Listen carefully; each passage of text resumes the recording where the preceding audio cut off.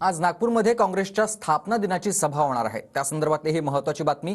सभेसाठी काँग्रेसचे राष्ट्रीय अध्यक्ष मल्लिकार्जुन खरगे, सोनिया गांधी, राहुल गांधी आणि प्रियंका गांधी नागपुरात येणार आहेत। काँग्रेसचे सगळ्याच राज्यातील मुख्यमंत्री आणि प्रदेशाध्यक्ष देखील आज नागपूरमध्ये येतील। तयारीसाठीच विजय वडेट्टीवार, अशोक चव्हाण, बाळासाहेब थोरात, नाना पटोले हे नागपुरात ठाण मांडून बसले। तर काँग्रेसच्या सभास्थळाचं नाव भारत जोडो मैदान असं देण्यात आलंय।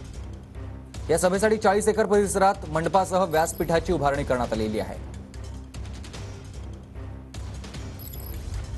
दरम्यान गजानन नुमाटे माझे सहकारी आपल्यासोबत जोडले गेलेत। गजानन, आज काँग्रेस स्थापना दिन आणि त्या संदर्भातल्या सभेचं आयोजन करण्यात आलंय, कशी आहे तयारी?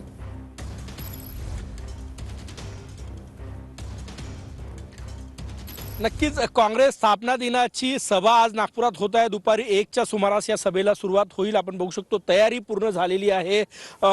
3 स्टेज उभारणी केलेली आहे। 3 स्टेजची मधल्या स्टेजवर काँग्रेसचे सगळ्यात प्रमुख नेते या ठिकाणी असणार आहेत। त्यामध्ये मल्लिकार्जुन खरगे, राहुल गांधी, सोनिया गांधी, प्रियंका गांधी आणि संघभूमीतून राष्ट्रीय स्वयंसेवक संघाची स्थापना झालेली ही भूमी आहे।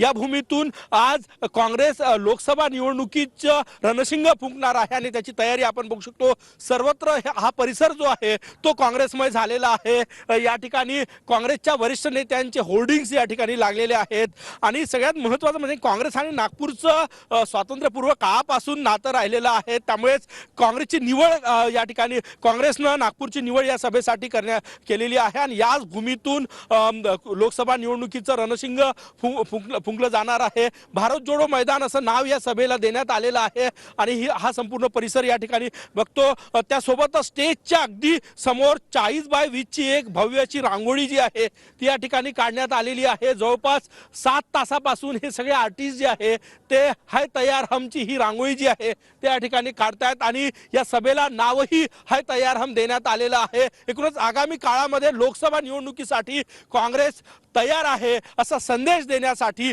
ही सभा जी आहे ती नागपुरात होत आहे।